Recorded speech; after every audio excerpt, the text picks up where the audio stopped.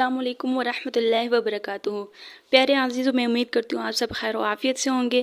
جیسا کہ ہم نے پچھلے لیکچر میں پڑھا تھا کہ ہم اسم کو تب تک جملے میں استعمال کر سکتے ہیں جب تک ہمیں یہ 4 باتیں معلوم ہو۔ 4 باتیں کون سی معلوم ہو؟ اعراب، جنس، عدد اور وسعت۔ اس میں سے ہم نے اعراب اور جنس کا ٹاپک مکمل کر لیا تھا، اور آج کا جو ہمارا ٹاپک ہوگا وہ عدد کا ہوگا۔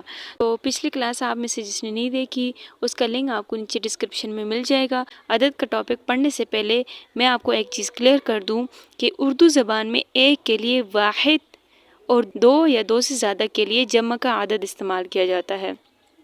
مثال کے طور پر سنگولر، جیسے واحد کو انگلش میں سنگولر کہا جاتا ہے اور جمع کو انگلش میں پلورل کہا جاتا ہے۔ جیسے کہ ہم مثال لے لیتے ہیں بوائے لڑکا، اور اگر پلورل میں اس کو استعمال کریں گے تو بوائز آ جائے گا، یعنی زیادہ لڑکے۔ اسی طریقے سے اگر گرل کو ہم استعمال کریں تو لڑکی، واحد کے لیے یعنی لڑکی کے لیے واحد استعمال کیا جاتا ہے۔ گرل کو انگلش میں جس طرح کی لڑکی ہے، لڑکی کو انگلش میں گرل کہا جاتا ہے۔ سنگولر میں گرل استعمال کیا جاتا ہے یعنی ایک لڑکی، اور پلورل میں لڑکیاں یعنی زیادہ لڑکیاں۔ تو لڑکیاں کیا ہیں؟ 2 یا 2 سے زیادہ۔ اب عربی زبان میں جو عدد ہے وہ 3 عدد ہیں۔ واحد 1 کے لیے استعمال کیا جاتا ہے، مثنی 2 کے لیے استعمال کیا جاتا ہے، اور جمع 3 یا 3 سے زیادہ عدد کے لیے استعمال کیا جاتا ہے۔ واحد اسم کے اعراب جو ہوگا وہ عموماً تنوین میں ہوگا، جیسے قلم کیا ہے؟ قلم واحد بھی ہے اور مذکر بھی ہے۔ اس سے پہلے جو ہم نے اعراب اور جنس میں ہم نے پڑھے ہیں وہ سارے واحد اور مذکر تھے، وہ سارے واحد ہی تھے۔ جیسے کہ حالت رفع میں دیکھیں کہ قلم، حالت نصب میں قلمن، حالت جر میں قلمن۔ عموماً جو تنوین والے اسماء ہوتے ہیں وہ واحد ہی ہوں گے، جیسے کہ قلم، ایک قلم، غرفتن، ایک کمرہ، بنتن، ایک لڑکی، مسلمن، ایک مسلم، کتابن، ایک کتاب، بابن، ایک دروازہ، امرأتن، ایک عورت، مومنن، ایک مومن۔ تو آج کی کلاس میں ہم 1 سے 2 بنانا سیکھیں گے، تو رہی جمع کی بات تو ہم وہ انشاءاللہ کل والی کلاس میں پڑھیں گے۔ عربی زبان میں مثنی بنانے کا جو طریقہ ہے وہ مذکر اور مؤنث دونوں کے لیے ایک ہی ہے، لیکن اعراب کے لحاظ سے ڈیفرنٹ ہے، الگ ہے۔ اب یہ نہیں کہ ہم یہاں پر جو ہے وہ جنس کے بارے میں پڑھیں گے تو پیچھے آپ اعراب اور جنس کے بارے میں بھول جائیں گے، ایسا نہیں، بلکہ آپ نے عدد کے ساتھ ساتھ اعراب اور جنس کو بھی یاد رکھنا ہے۔ اب یہاں پر حالت رفع میں مثنی بنانے کا طریقہ کیا ہوگا، یعنی واحد سے مثنی بنانے کا طریقہ جو حالت رفع میں آپ نے کرنا ہے، پہلا کام آپ نے کیا کرنا ہے کہ جو واحد اسم ہے اس کے آخری حرف کو زبر دے دینا ہے۔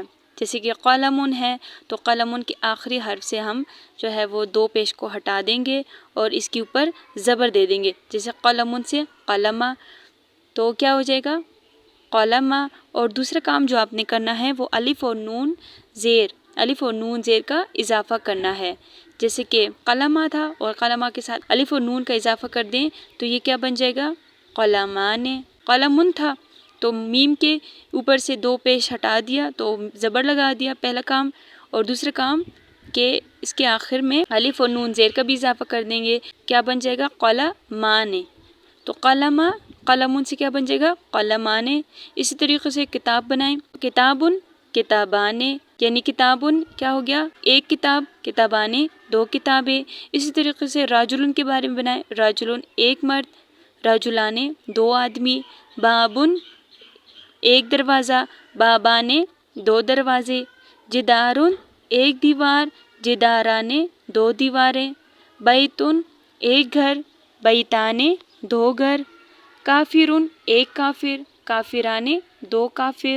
اسی طریقے سے اگر مؤنث اسم ہو تو پھر بھی یہی طریقہ ہوگا مثنی بنانے کا، جیسے کہ غرفتن کے آخر میں تائی مربوطہ ہے یعنی علامتی مؤنث ہے، تو یہ کیا ہے؟ غرفتن ایک کمرہ ہے۔ غرفتان، اسی کے آخر میں جو ہے وہ آنے کا ساؤنڈ لگا دیں گے، الف و نون زیر لگا دیں گے، غرفتن سے غرفتان۔ جنتن ایک باغ، جنتان 2 باغ، جیسے کہ قرآن پاک میں ہے وَلِمَنْ خَافَ مَقَامَ رَبِّهِ جَنَّتان، जन्नतान आया हुआ है, वास्ते इसके जो डरे अपने रब के सामने खड़े होने से दो बागात हैं। क्या आ गया? जन्नताने दो बागात हैं।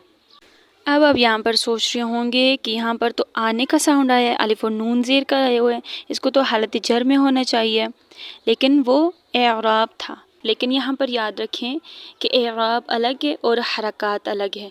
एराब मकाम को कहते हैं, स्टेटस को कहते हैं। एराब का क्या मतलब है? माने की तब्दीली के बगैर इसम की आखिरी हालत की तब्दीली को एराब कहा जाता है। तो अब यहाँ पर मुसन्ना में हालत रफ़ा में क्या आया?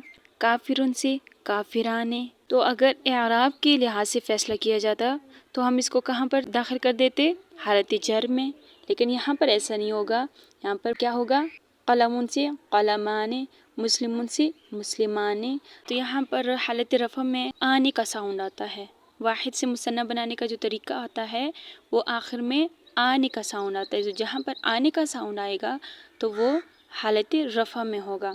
इस तरीके से अब वाहिद को मुसन्ना में बनाने का तरीका जो हालत नसब और हालत जर में है वो एक है। इसमें सिर्फ एक लेटर चेंज करना होगा। पहला ये कि ज़बर देना होगा, वैसे के वैसे जैसे कि हमने हालत रफ़ा में किया था। जैसे कि कलमन से हम कलमा, कलमन के आखिर में दो ज़बर है ना, हालत नसब में है, तो कलमन से क्या हो जाएगा? कलमा। और इसके आखिर से एक लेटर अलिफ को हटा देंगे, यानी या साकिन और नून ज़ेर का इजाफा कर देंगे, तो ये क्या बन जाएगा?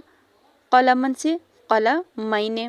इसी तरीके से अब वाहिद के अंदर हालत रफ़ा में क्या आता है? किताबुन, तो किताबुन, और हालत नसब में किताबन और हालत जर में किताबिन, तो ये तीनों वाहिद है।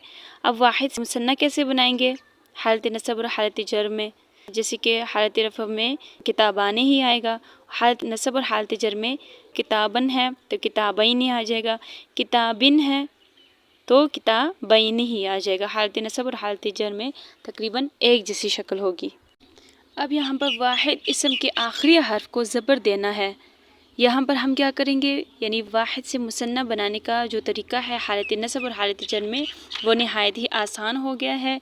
यानी वाहिद इसम के आखिरी हर्फ को ज़बर देना है और या साकिन और ज़ेर वाली नून का इजाफा करना है, और हालत रफ़ा में आने का साउंड लगाना है, और हालत नसब और हालत जर में आईने का साउंड लगाना है। मुझे उम्मीद है कि आपको ये क्लास अच्छे से समझ में आ गई होगी।